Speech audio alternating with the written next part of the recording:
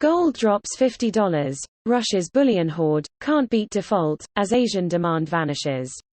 Gold bullion fell hard on Wednesday in London, dropping $50 per ounce from yesterday's afternoon benchmark price, the highest since August 2020's record highs. As global stock markets rallied, commodities prices retreated and longer-term interest rates rose amid a brief ceasefire between Russia and Ukraine to allow civilians to flee towns and cities worst hit by Moscow's invasion. President Putin yesterday hit back at new U.S. sanctions banning the import of any Russian oil products by banning an as-yet unnamed list of commodities being exported from oil, gas and metals-rich Russia. With his special operations in Ukraine continuing to meet both military setbacks and mass civilian protests, Putin's March 8 decree imposes these special economic measures until the 31st of December 2022.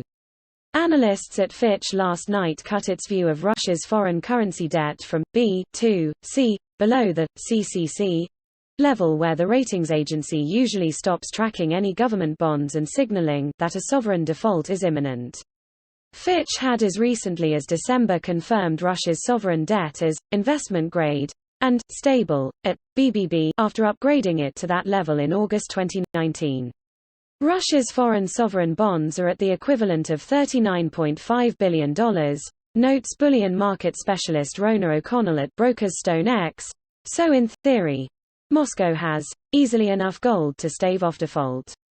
But, in practice, even if Russia were minded, or able, to sell, which is very doubtful, O'Connell says, the sheer quantity involved knocks the idea out of the water, with a price of $2,000 per ounce needing 614 tons sold to cover Moscow's debt.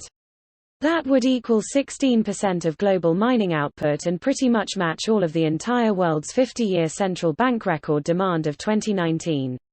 What's more, O'Connell adds, the Central Bank of Russia is now planning to buy domestically mined gold, not sell it, in repeating the industry support and FX reserves growth achieved during the US-EU sanctions over Moscow's 2014 invasion and annexation of Crimea.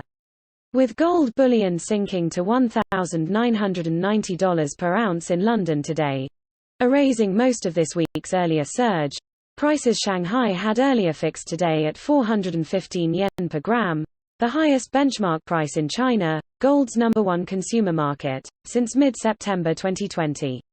But that peak still saw gold landed in Shanghai sink to a discount versus London quotes, trading $6.50 below prices in the bullion market's central hub and disincentivizing new imports to China for the first time since November 2021. Gold prices in India, the metal's #2 consumer market, also saw a sharp fall, says Live Mint, after rising above 55,000 rupees per 10 grams in early trade Wednesday, as risk sentiment improved. Any pullback will likely be welcomed by India's jewelry industry, says the Economic Times, hit by people cancelling their orders or postponing purchases they had planned for the marriage months of April and May due to the gold price surging within 2% of summer 2020's record rupee high.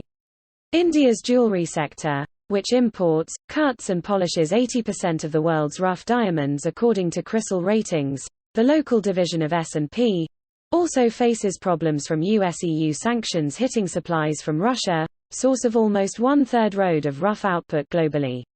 Yesterday's price spike in silver near $27 per ounce, the most expensive since New Year 2021's hash silver squeeze phenomenon, saw iShares Silver Trust grow by 0.4%, its first expansion in over 2 weeks.